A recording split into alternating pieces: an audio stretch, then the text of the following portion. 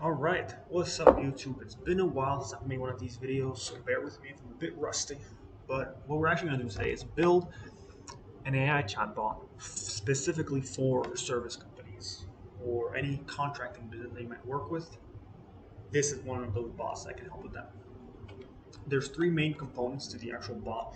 You've got basic answer You've got basic answers and questions within a contextual manner. You've got actually booking appointments directly within the bot, as well as handling any complaints, which if any of you are working with contracting businesses, Google reviews is a big thing. So if you can manage to make customers who are unsatisfied with their work go on their website, talk to the bot about it, instead of leaving a Google review, that in itself has huge, huge value. But you guys can see my screen. I'll make myself a bit smaller just so I don't take the entire thing. There we go. This is what we're going to build. I'll just show you. This is what's going to look like at the end. So you'll have the main flow. You'll have the complaints section. And one of the things I like about Voiceflow is the ability to actually make components. It makes the visual aspect of your bot, how you look at it, much simpler, because now you can just take specific components. If you make another bot for a different company and maybe the main flow is completely different, well, you can always just integrate the complaint part of it by just copying and pasting it in. Helps a lot with duplication. And then the Q&A part, which is powered by Stack AI. Now, I'm assuming throughout this whole video that you are aware or at least somewhat familiar with Voiceflow. It's pretty straightforward, as well as Stack AI, which I'll show in a little bit. Now, let's go make this bad boy. I come here. Make a new assistant, AI, assistant name, example. Channels, pretty straightforward. Let's start with the web chat, English. Pre-existing. Now, you'll notice you always start with a bunch of all these nodes, they're called. You can go ahead and delete everything, basically.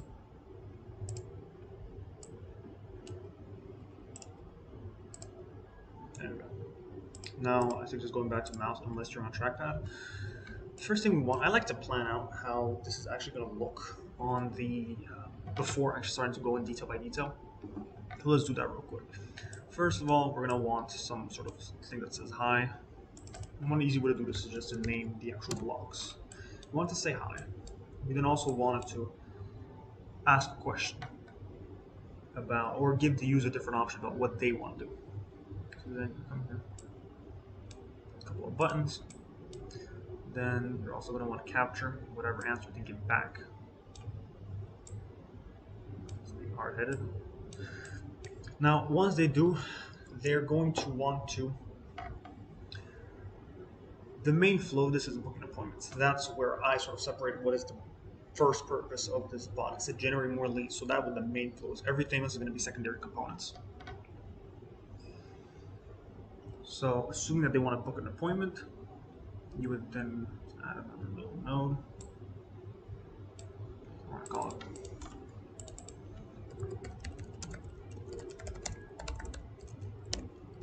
And you can name these whatever you want. It just helps with understanding what each block does.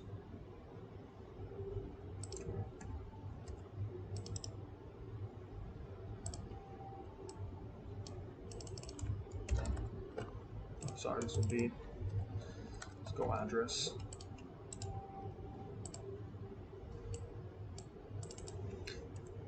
Phone number.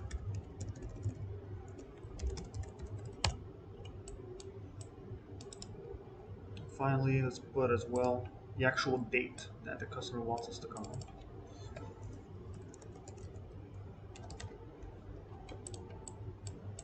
And then, assuming everything goes well,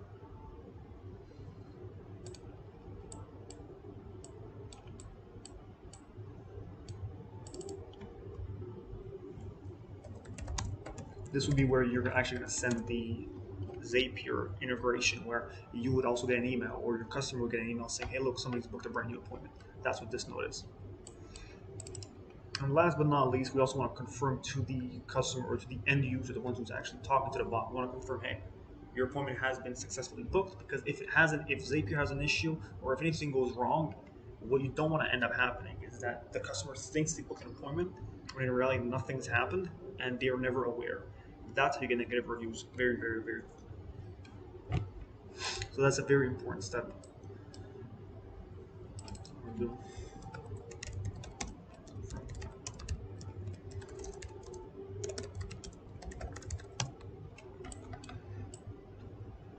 All right, that's the main flow. And we're gonna make a couple more components, but let's start building out this. Here you can put whatever you'd like, but a very simple hey.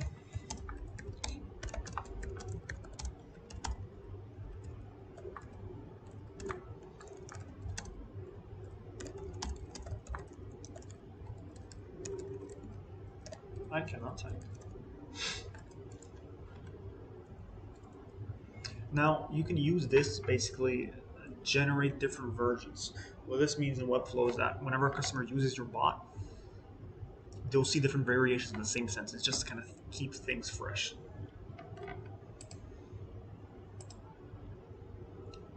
So we're gonna have a couple buttons here. Let's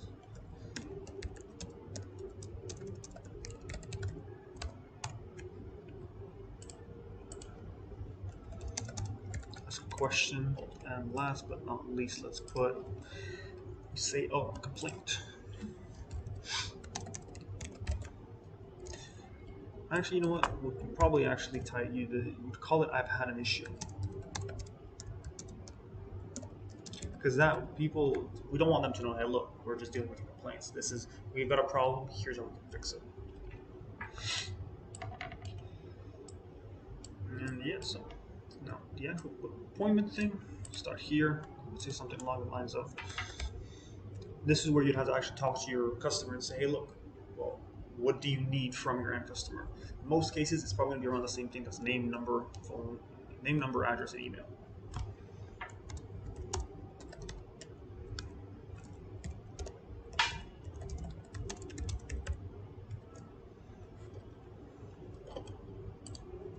And now what I'm actually going to do is I'm going to separate these just so they look a bit nicer.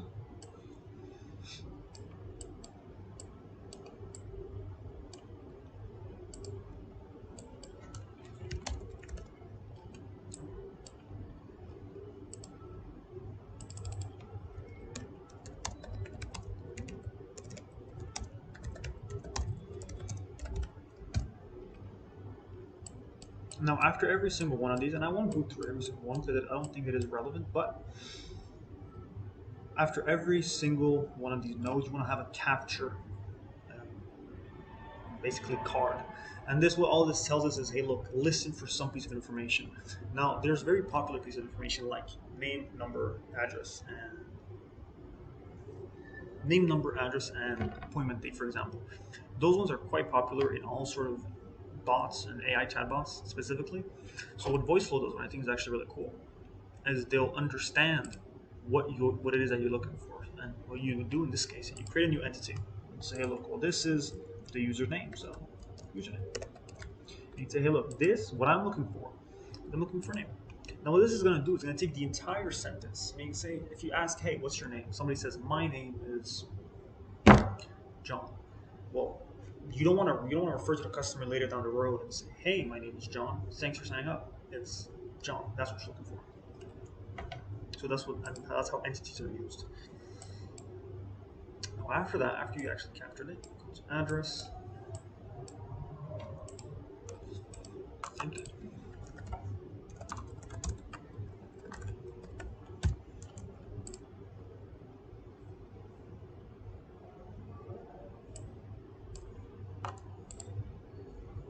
Create new entity, address, geography.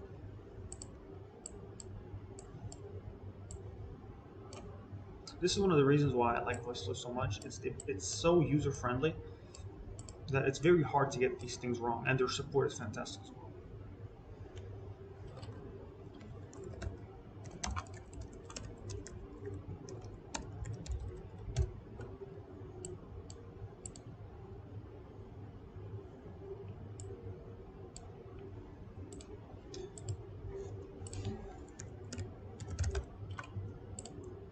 last but not least, you've got, I think phone numbers here somewhere. There you go, phone number. I got one more actually. Appointment. Now this node is going to be a bit special. Actually, in this presentation, we'll leave it as is, meaning that the customer will put whatever date they want into, and then that'll just be what the end user gets. What you could do in order to simplify this, because while you can integrate it to Calendly, for example, and then you can go and pick out the dates that are available for the actual company, it is a bit out of the scope of this presentation, but I'll try to make another video about it because it is really, really powerful, where it'll look in the actual customer's calendar what days are available. But for now, just for this video's purpose, I think this is far enough. Let's see.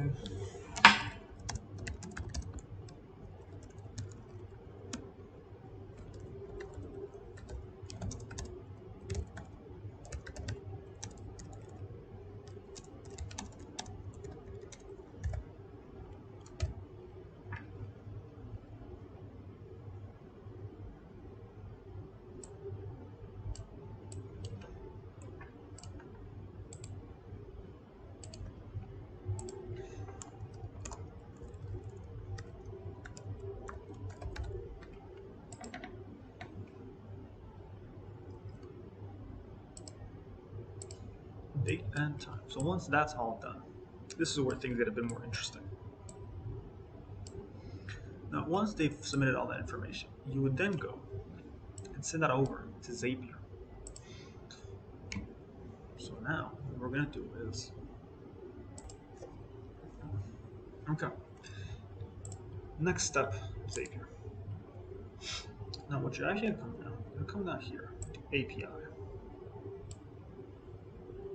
You're going to make it to a post. Well, basically, for those unaware, how webhooks work, basically, there's two versions. You can either throw something or send something, which is called a post, or you can actually catch a webhook, or in this case, it's called get. Since we are sending information from this bot over to a Google Sheet or over to an email, we are sending information over, hence post. Now, this is when you're actually going to move away from Voiceflow and then into Zapier. So, for example, this is what it's going to look like at the end. Let's go create a new one. For example, you've got create a new Zap.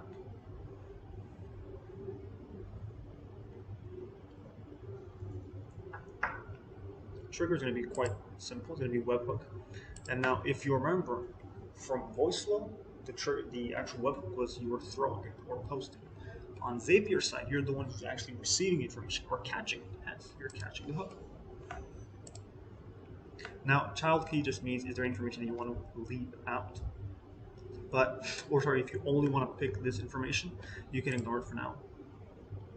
This will actually just be able to, it'll give you a test, but you can just copy this link right here and go and put it in your post.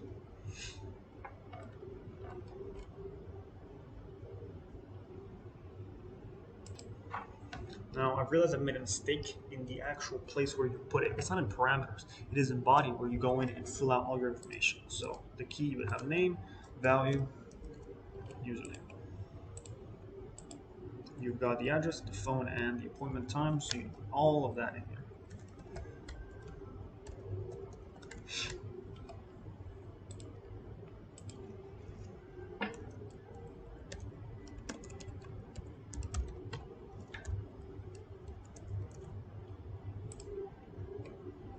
Last but not least,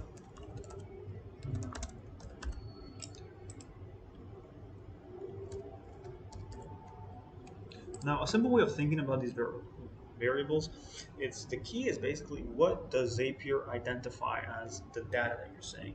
While a name might seem obvious to us, to machines, it's just a combination of characters.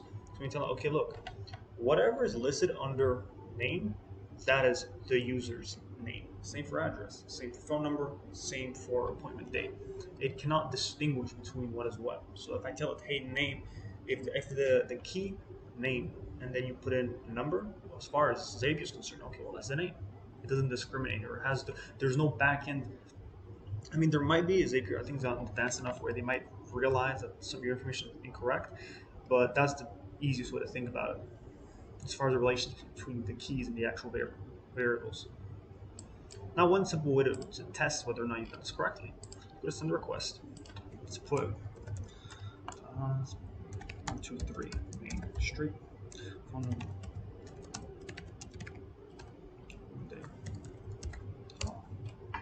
Send a request. Now, 200 code means good. Another way of saying good is test trigger. Look at that. Now, this should look about the same to you. The name variable is under the name key, address, phone, and appointment date. It's the same. That's all good. Now, what we need to make sure of is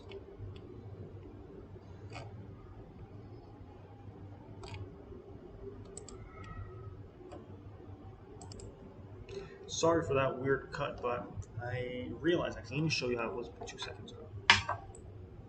But I had put a text file here. Now you'll notice that there's no, how is the system going to know whether or not it actually went through? Now if you see this error, the way to fix it is to just remove whatever block of text was here, and this is what you want to see, a success and a failure mode. Success means if it received a 200 code, meaning that everything went through as planned, what do you say? If it didn't, what do you say? So if it went as planned, you can confirm the appointment to the customer. Now just for example,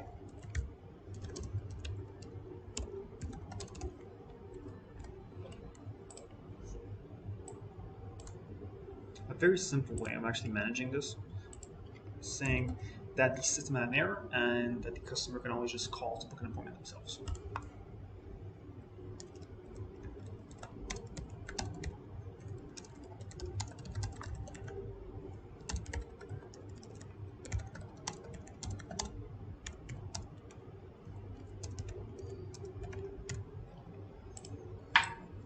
There we go. All right. Now on Zapier side of things, while sure we've cut this information, we're not doing anything with it just yet. It's not very beneficial.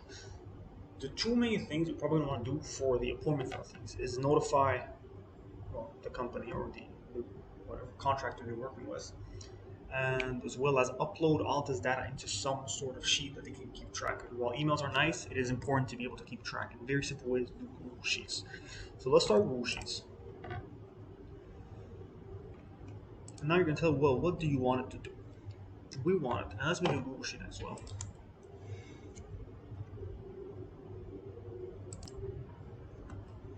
Okay, so I've got a brand new Google Sheets, and now the important thing is you have to match the key to, well, you don't really have to match them, but it's just much more simple for you guys, or the end user, or the company you're working with.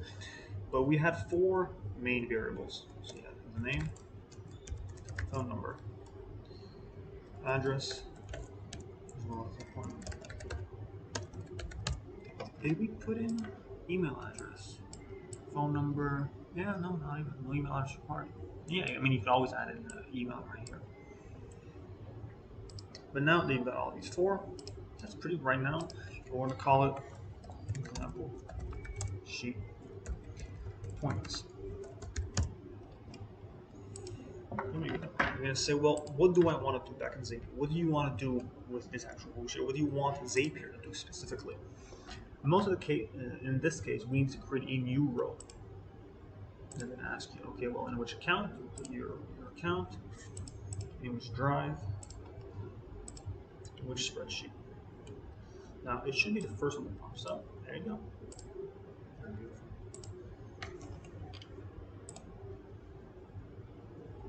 Now, Zapier actually makes it very, very simple. But what you have to do now, there's all the fields that you've got in your Google Sheet, which is why we created it. You just have to match them with the information that they got from Voiceflow. You got a name for the name, the phone number with the phone number, and on.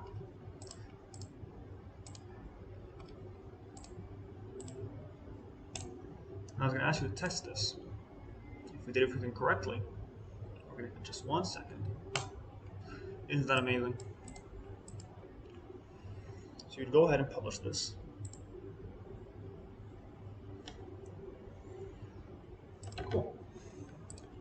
back. So now we've got that. So this is a very, very simple bare bones thing. It's not very intelligent, but let's at least run it and see what happens.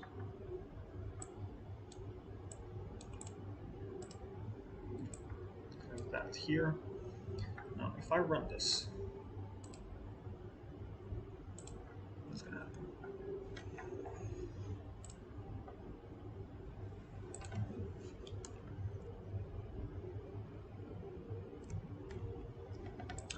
Okay, let's see where the issue is. Let's go again.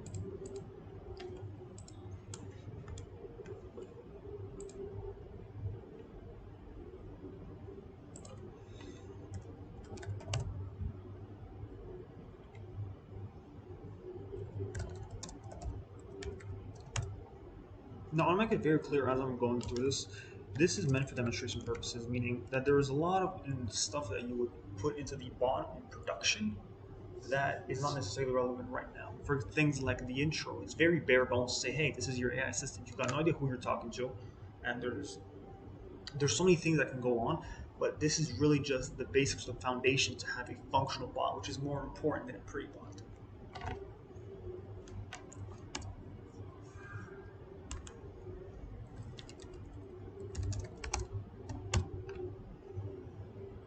Assuming everything's worked fine, we're going to go in this sheet, and just like that, you have an appointment booking bot. Now, the one thing I would add, and I think is relevant to this video, is in Zapier, while this is great, people don't usually check their spreadsheets at random. So what you're probably going to want to do, and very I suggest this, you send an email anytime there is a appointment. You go here, and with Zapier, for the one aware, I mean, by now it should be pretty obvious, but the whole point of Zapier is to be able to connect different apps. That is its core purpose, from webhooks, which in most applications can support, but we've also got integrated apps like Gmail and Google Sheets, and I believe there's over 5,000 different apps you can choose from. Very powerful stuff. So then you're gonna want to send an email, and this for this specific part, I would probably use the, if you're sending it to the customer or to the company, sorry, then it's you can use your own account. But if you're sending it to, for example, the end user, meaning the one who actually booked the appointment, it might be a bit weird if it's coming from your company's Zapier, because they're going to see it from it, and it's going to be completely unrelated to the company that they signed up with. Not a huge thing, probably at this stage you're at, really not a big deal, but something to keep in mind for the future.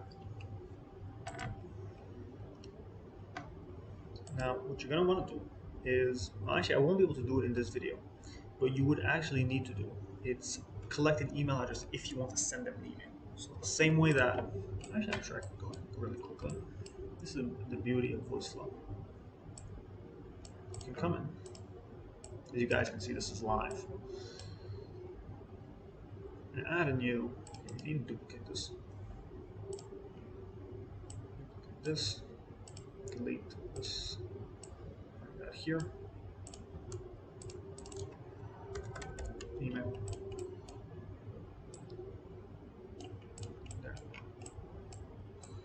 Now what you're going to want to change as well is in Zapier, now you've got a new variable to send over. So that has it reflected in your Zapier.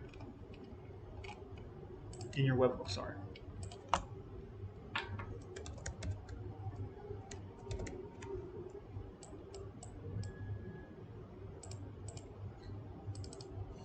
Create a new entity as well.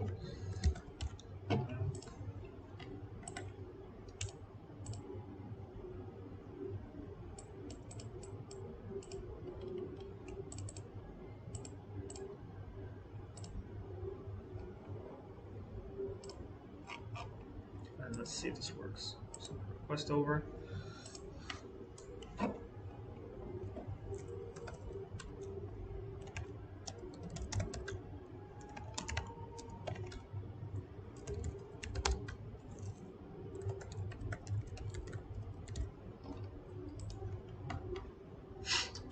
It worked. Now if you come back here, what you're going to want to do whenever time you update this is whenever it goes to test, you're going to want to find new records.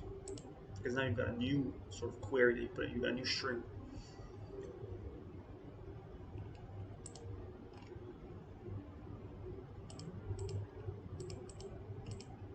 There you go. So it's actually record a request me.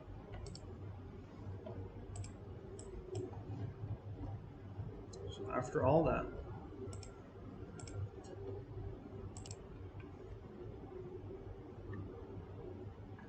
now one of the things that we actually like to do, it's since people are texting, they might be on the move, they might not be paying too much attention to what they're doing. What you don't want to end up happening is that they enter wrong information, didn't realize, and then come the day of the appointment, that's when they find out. You don't want to be in the situation. What information they just put in. What easier way to do that? I'm actually calling them, saying, hey, well, sounds good. Username. We'll see you on the appointment date at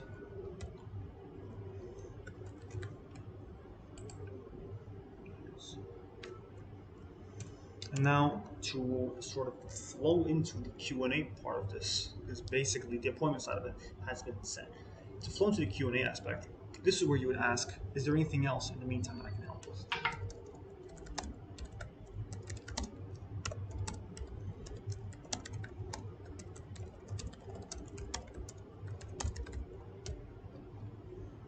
This is where you come in and actually ask, is there anything I can help with? And then go give them a couple buttons.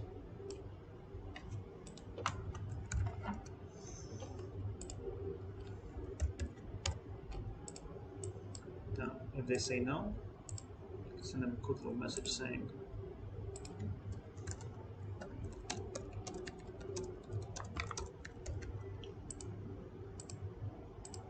and then that would end the actual bot.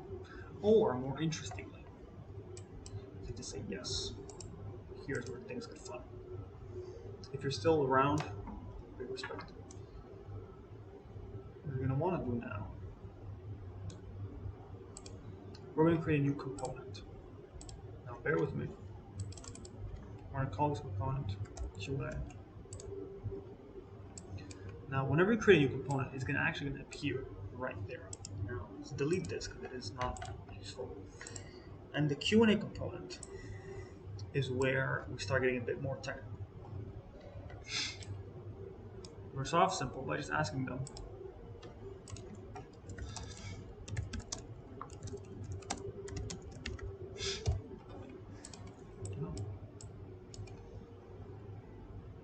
and then you should get the users by now. We're going to ask them what they want to know. Now this is going to capture the entire user reply and it's going to assign whatever they said as a variable called last utterance. Now there's two ways of going about this. The first one and the most simple one is not actually the one that we're going to use, but just to show you, you can have Voiceflow has actually integrated ChatGPT directly into its flow. So you can just say, you can use what's called a response API, and then you can give it two models, either based off of Chat, for example, GPT or ChatGPT, or based off of knowledge base that you have provided to the bot. So for example, if it is a general question, like how big is the continent of Africa? That's not something that you would probably have in your knowledge base, but ChatGPT would know. Or more likely is if you've got a scenario where somebody wants to know, they want a quote for, if you're doing this for a painting company, you want a quote, and you got an average price, that's where you would use the knowledge base. Hey, look, based on what this customer has said, use your knowledge of our averages, our ticket prices, whatever, to answer this question. And very simply what you do is say, look, answer, and then you put in the variable, right, in this case, last utterance. Now, a very important thing about prompts, it's, and Liam Ali talks about this a lot, shout out. There's a very simple concept, it's hard to get your head around it, but there's a concept of garbage in, garbage out, which basically means the result of your database's answer, the result of your LLM's, ChatGPT's answer, depends on how good the prompt is. Meaning that if you just say, look, write me a story, it might write you a very bad story. But if you specify exactly what it is that you're looking for, it's going to give you exactly what it is you're looking for. It is as good as your prompts.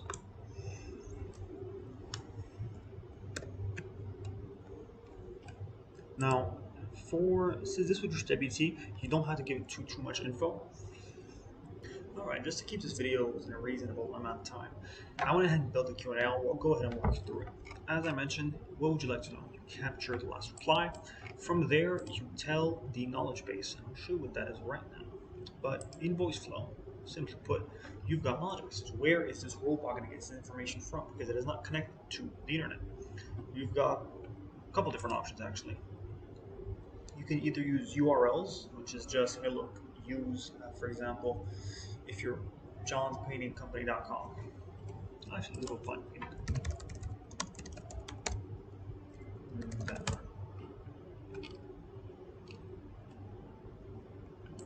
Sure. These guys. Come here, and you do Colorado painting. And you would actually go URL and type Colorado paintings. Now, a much better alternative is to actually a much more powerful one, actually, is to go here /site map.xml.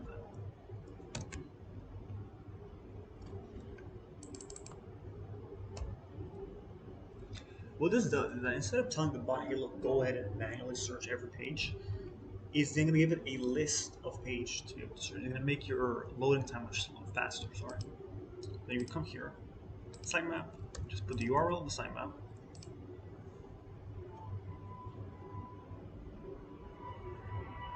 There you go. Now you've got, I believe, I had heard, shout out to Addy from Red Eye. I believe he mentioned the maximum amount of URLs or in the sitemap is about 300. So as long as it's on 300, you should be fine. And unless you're running this for maybe e-commerce, then I find it highly unlikely that you're going to find a website in the contracting business that has 300 pages of websites. Sorry, 300 pages on a website. But something to keep in mind. Now, for the purpose of this demonstration, we're just going to use the URL. We're going to go back to our designer. This just says, answer whatever the customer said based on the URL.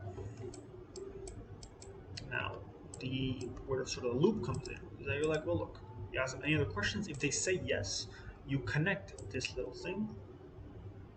Let me zoom out a little bit so you can see. But you connect. What in the world did I do?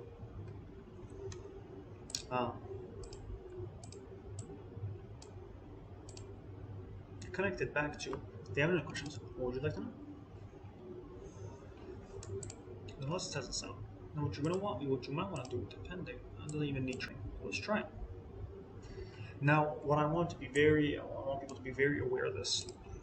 Questions like these, the reason why, one of the questions you might actually be wondering while we're building this is, well, why don't we just use AI to build it all? Why don't we use AI to generate the questions for the email and for the numbers and for the names? You could do all that, you really could. But there's one reason why we're not. It's because if you see right here in the low left corner, there's something called a token usage, which is basically the amount of, well, tokens are the amount of words in your prompts, in your answers, things like that, and they're set by OpenAI, the company that makes ChatGPT. So one way to look at it is this is how much you can afford to use AI tools that require complex knowledge. The longer the tasks, the longer it takes to actually write tasks and to get a response back, the more tokens you use, but as well as how often you use them. Because tasks, regardless of how complicated or even how simple it might be, use tokens. So unless it is beneficial to the customer's experience and going to have a genuinely positive impact, things like asking for an email, asking for a phone number if you don't need to, not very necessary. That's why I try to use it where necessary, because what you don't want to end up is spending $100. If you can get crazy with it, start spending hundreds of dollars just on OpenAI tokens. So now let's try this.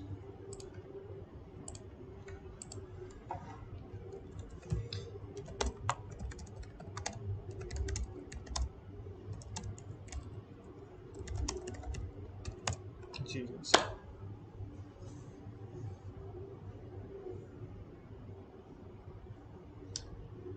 best paying for an interior home would depend on personal preference and budget. However, premier Denver painting contractors offer high quality housing with exceptional communication, organization, and professional and credible value. Any other questions? Let's see if this works.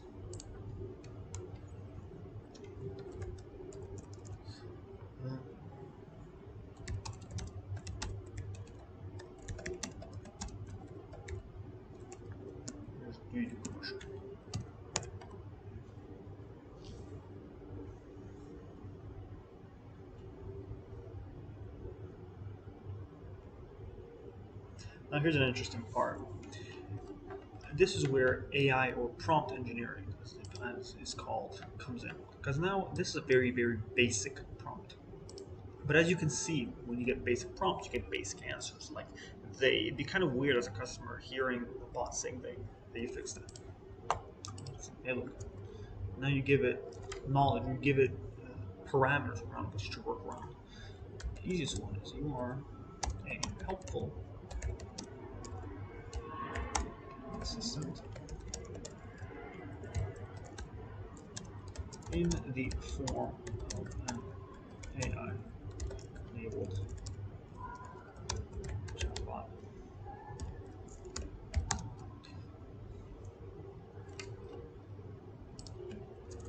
For Denver painting. Answer. Try. Now, actually, a really good way to get around something called AI hallucination, which is AI is going to try to give it the best answer possible if you dictate it to me. If you tell it, give me an answer, it's going to figure out what the closest is. It's just math. What's the closest probability? Now, if you tell it to try to give me an answer, or if this question makes sense, give me an answer, then they'll go ahead and you'll get answers like, I don't know, I'm not sure. But if you do not say try, or if you do not say do your best to, then it's just going to give you whatever it takes because that's the instructions.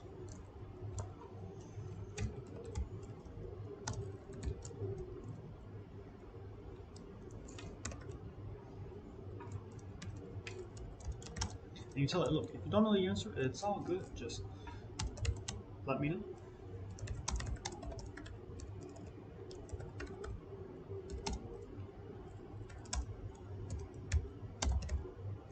Now, the reason why we're actually say the exact words, I don't know, instead of just say you're not sure, it's because one fallback or one fail-safe, and this is a bit beyond the scope of this video, but you're going to say, well, look, if this condition, I don't know, is true, meaning if this returns, I don't know, send it over to a different model, like an AI model, for example, and say, well, this person couldn't get it, so the other model is going to answer.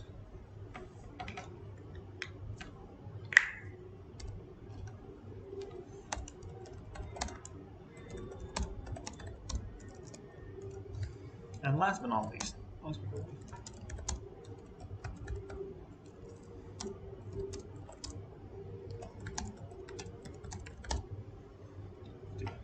Denver 80.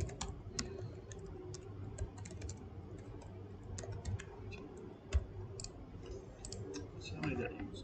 Okay, I didn't use too many. Now let's run this again.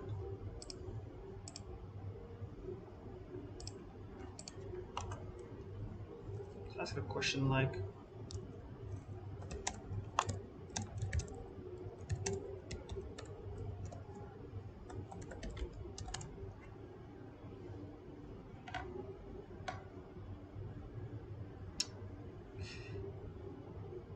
you see the difference in the actual response that you got? It's because now it understands it is more better equipped to answer. So you can get really, really creative with this and make your prompts really long. Keep in mind, the longer your prompts, the more tokens it's going to cost.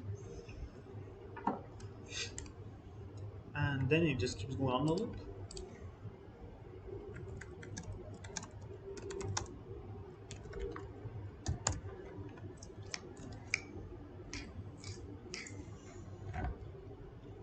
And your customers can keep talking to this over and over. Now, there's a lot you can improve upon the actual answers and basic contextual pieces you can give. But well, look, remember the last 4 or 5 messages, and I'll make a video on that later on. Now, the last thing that I want to actually go over there's one more missing element. Actually, there's two missing elements. First one is this: if you've noticed that the Q&A block is all the way at the end, meaning somebody had to actually book an appointment, then they can ask a question. What if somebody just has a question to begin with? Well, that's the beauty of Voiceflow. Is if somebody has a question to start off with, and that's why components are so useful. You can come here and click, okay, well, I've got a question. What's going to happen then? Go to a component. Which one? Q&A. There you go. That solves that issue, and it makes I mean, you could drag a line as well to all the way to the Q&A block, but it's tomato. Now the last thing that we're going to work on today is, let's say, and this is going to be pretty quick, but let's say somebody had an issue. They want to place a complaint. Then what you would do, you're going to make a new component. Call it. We're going to call it.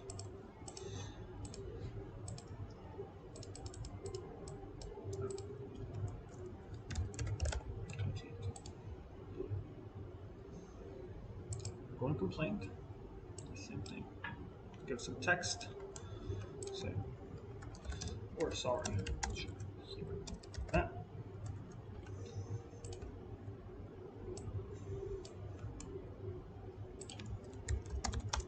Could you please elaborate?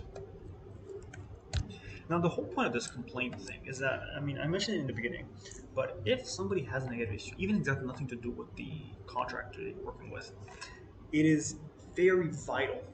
It's vital to the well-being of its online presence to give people an area where you feel heard and they feel respected, like their opinion matters. Even if it's got nothing to do with the contracting business, if somebody's had an issue with the service where they think something is their fault, they want to feel heard, they want to feel respected. If they do not, they're going to end up leaving those where they know they're going to get heard, and that's Google reviews. And contractors, believe me, Google My Business is the lifeblood of their business. Most companies that you're going to be talking to, probably a good 60-70% of their business probably comes from Google My Business. Because think about it, whenever you need a painter, a plumber, a roofer, first thing you do, if you genuinely want to get started, is you Google plumber near me, painter near me. So just this aspect on its own has a lot of value based simply on that, the avoidance of pain. Now what you're going to do, you can ask a capture card and say, well, just listen to whatever the user said. Now,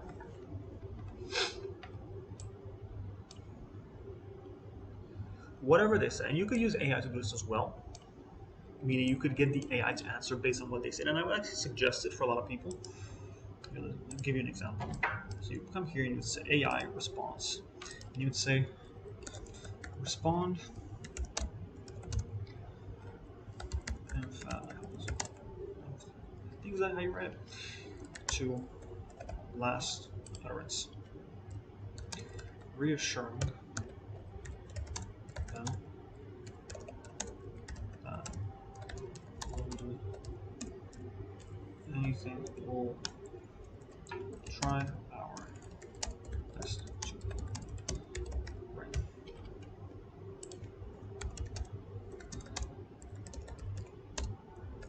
Now, you don't necessarily have to write your help with AI system, but I just think it helps.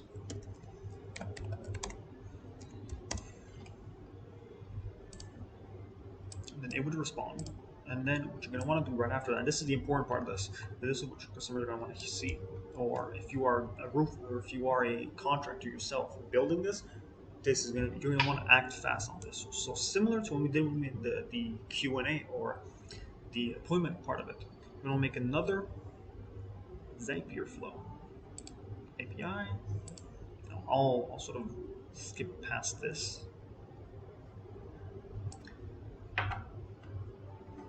Actually, I don't want to get ahead of myself, but before we go to Zapier, you also want to do a bit of logic, and no, actually, you don't need to. Just say,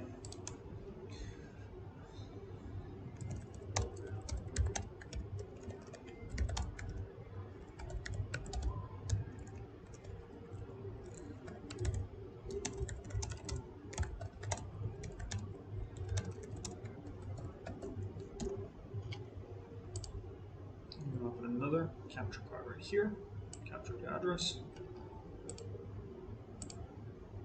And now, since we already used an entity in the other component or in the main workflow, you don't have to make a new one.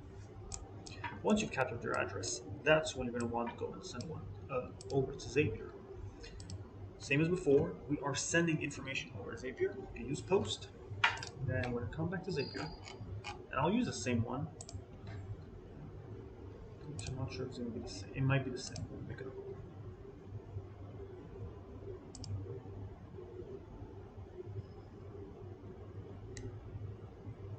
go ahead, create a new Zap.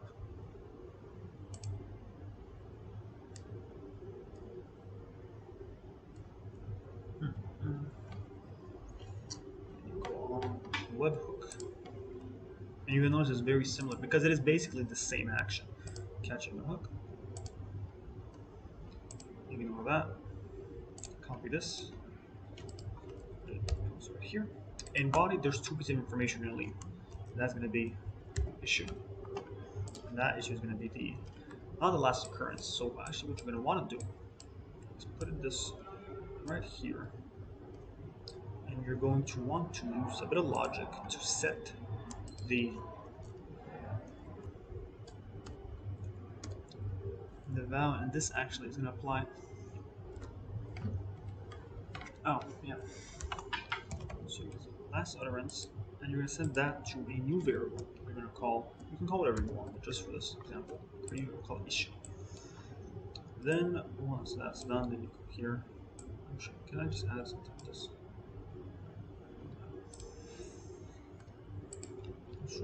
This is going to be the variable.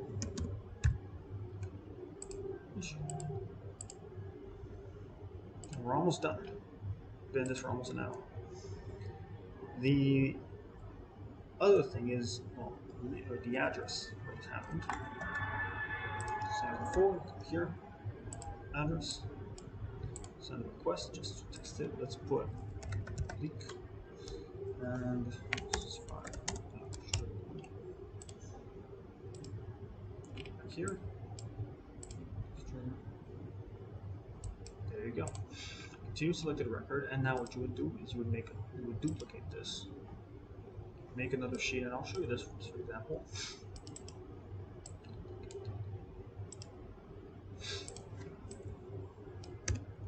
I'm going to call this issue, call this address, sheets. Now you should be familiar with all this by now.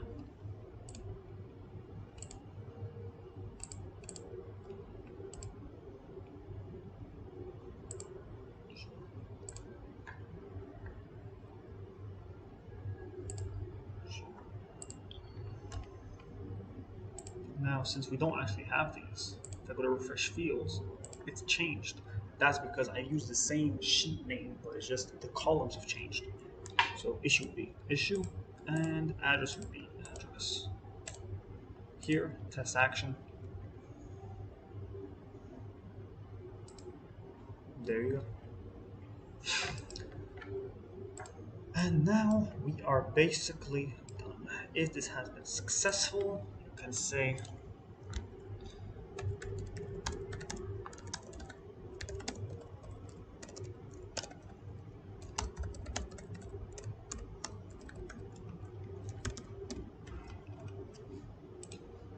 if it hasn't been successful, you could simply say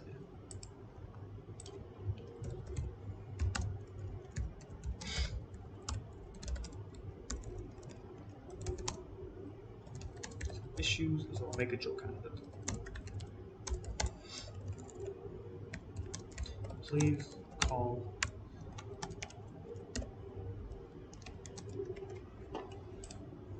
and from there we are basically done. Now, what does this all look like? Well, let's go back to the start. Let's run it. Oh, no, wait a second. All the way back to the start. Let's do this.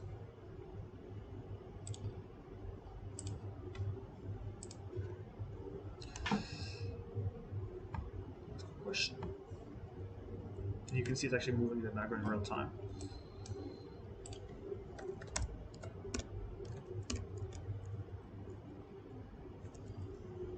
Do you do commercial?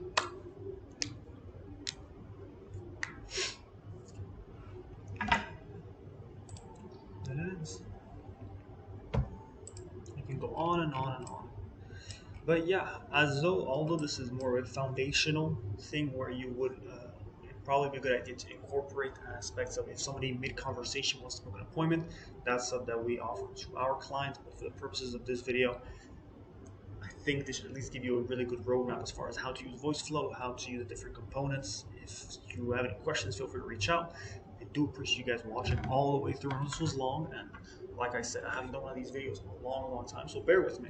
We'll get better, but I really do appreciate you guys sticking in there. And if there's anything else I can help with, either feel free to leave a comment or reach out to me. And if you are a company looking to get these sorts of AI systems integrated within your company, feel free to reach out. Appreciate you guys. Appreciate your time, guys. I'll talk to you soon.